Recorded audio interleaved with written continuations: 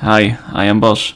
Do you want to display stock market data in your website? It's pretty easy to do that. There is a website, stockdio.com, and with this website you can display in a few minutes stock market data on your website. In this video I'm gonna use a WordPress website for example, but you can use also other websites, if it's possible to edit HTML files. Okay, so you need to go to the website stockdio.com. Then you need to click here on login. And then click on sign up. And here you can fill in all your details and create a free account. When you have filled in all your details, you can click here on create my account. Then when you are inside your account, you can click on endpoints. And here you see different possibilities to show stock market data on your website, like historical prices, prices comparison, price change, market overview chart, etc. There are a lot of options, as you see.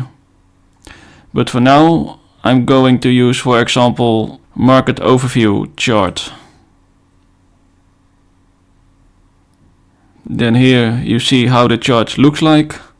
Here you see some settings. You can play with that if you want, but in this video I don't gonna do that. I'm going to show only now how you can display it on your website. You can do that like this. Here you see the live test. You click here on request code and you need to copy this code here. Then we are going to the WordPress website here. We click on pages, all pages. I have here a sample page, so I edit this one. Then on this page, I'm going to add custom HTML. You see it here already. And here you can paste the code that we just copied. Okay, and that's it. Then we click on update.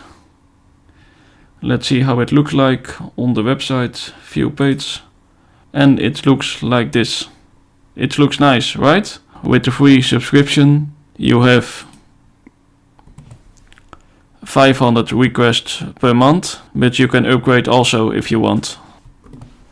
With this website you have a lot of possibilities to display stock market data on your website. Try it out.